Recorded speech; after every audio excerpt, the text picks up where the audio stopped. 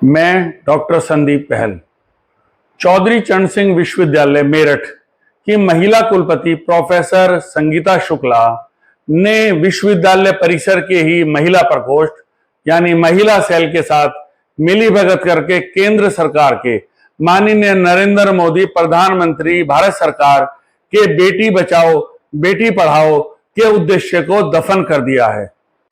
महिलाओं के साथ हो रहे अपराध के संबंध में माननीय नरेंद्र मोदी प्रधानमंत्री भारत सरकार ने 26/8/2024 के छपे समाचार पत्रों में स्पष्ट रूप से कहा है कि महिलाओं के खिलाफ अपराध अक्षम्य, कोई भी राज्य हो दोषी बचने नहीं चाहिए। मोदी महिलाओं के विरुद्ध अपराध अक्षम्य पाप, crime against women are unpardonable sins says PM.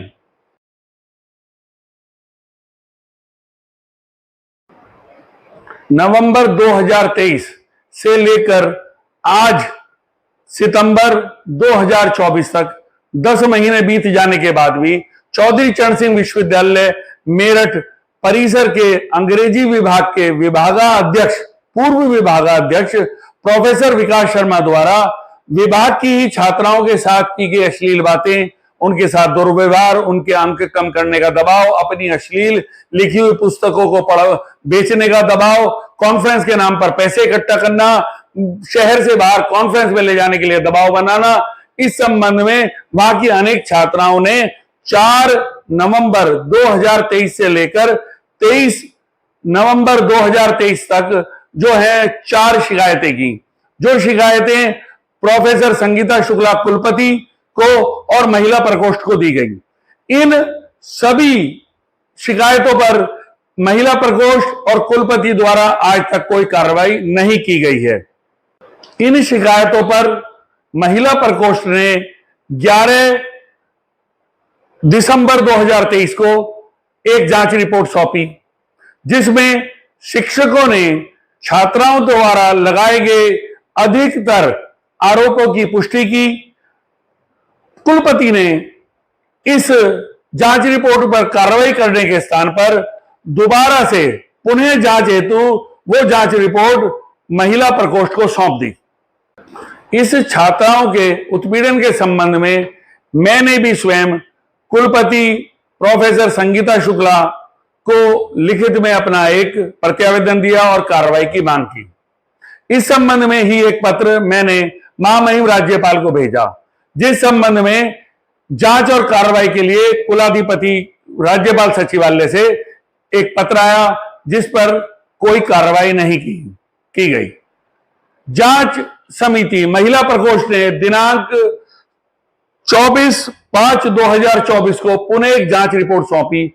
इसी रिपोर्ट में सभी हदें पार करते हुए महिला प्रकोष्ठ ने विकास शर्मा को इस अपराध से बचाने का पूरा प्रयास किया गया, परंतु कुलपति ने आज तक इन दोनों रिपोर्ट पर कोई भी कार्रवाई, कोई भी आदेश, कोई भी निर्णय नहीं लिया।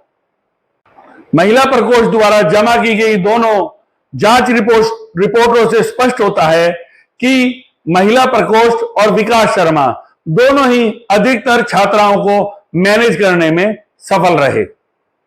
प्रारंभ से ही शिकायत करता रही 2 छात्राओं ने महिला प्रकोष्ठ की विकास शर्मा से मिली भगत को देखते हुए दिनांक 19/6/2024 को एक शपथ पत्र प्रोफेसर संगीता शुक्ला को इस मामले में कार्रवाई करने हेतु सौंपा, परंतु कुलपति प्रोफेसर संगीता शुक्ला ने कार्रवाई करने के स्थान पर इस मामले को दबाने की नीयत से इन शपथ पत्रों को भी महिला प्रकोष्ठ को भेज दिया।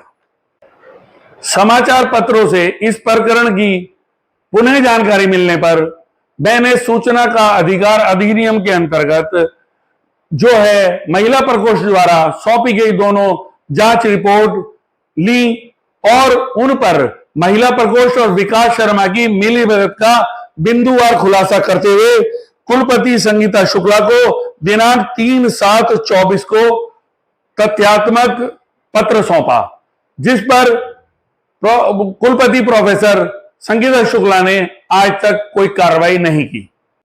दो छात्राओं द्वारा और मेरे द्वारा महिला प्रकोष्ठ और विकास शर्मा की मिली भगत का बिंदुवार खुलासा करने के बाद भी महिला सेल ने दोनों छात्राओं को अपने माता पिता के साथ मिलने के लिए दिनांक 8/8/2024 को पुनः एक बुलावा पत्र भेजा।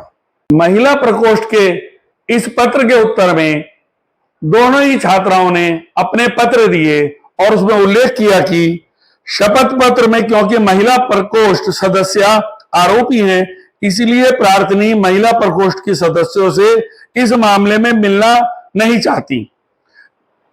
इतना कहने के बावजूद भी, लिखने के बावजूद भी कुलपति प्रोफेसर संगीता शुक्ला ने आज तक इस पर भी कोई निर्णय नहीं लिया है।